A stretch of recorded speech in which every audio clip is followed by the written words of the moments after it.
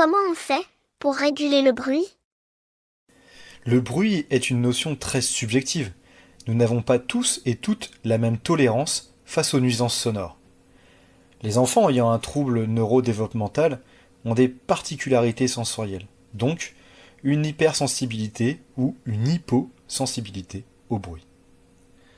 L'hypersensibilité au bruit se traduit pour certains par la sensation correspondant à celle de sons amplifiés qui peuvent parfois être douloureux.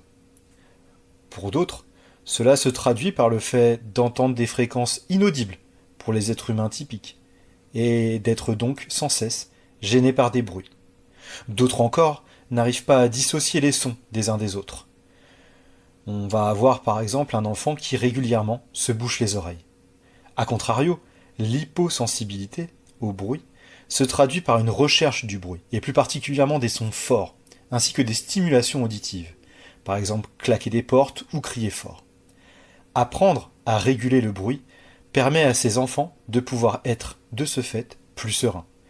La désensibilisation ou l'habituation peuvent être travaillées en collaboration avec la famille ainsi que les partenaires extérieurs.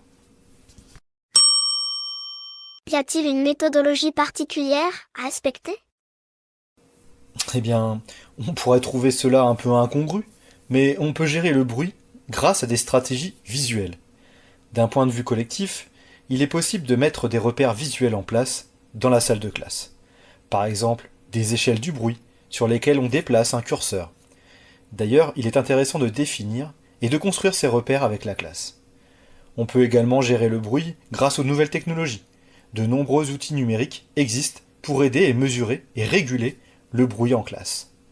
Du matériel spécifique, où certains aménagements peuvent être mis en place. Balles de tennis à placer au pied des chaises. À savoir pour un bon maintien et une durée de vie plus longue, l'ouverture des balles doit être en croix.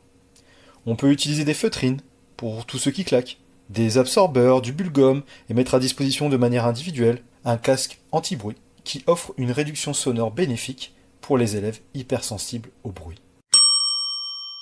Avez-vous quelques trucs et astuces à nous partager?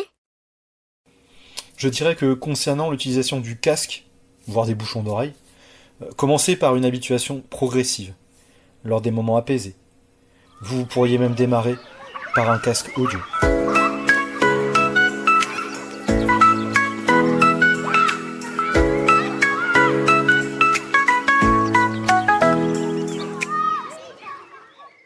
Merci à l'ENAS de l'Oise et à bientôt pour un prochain podcast.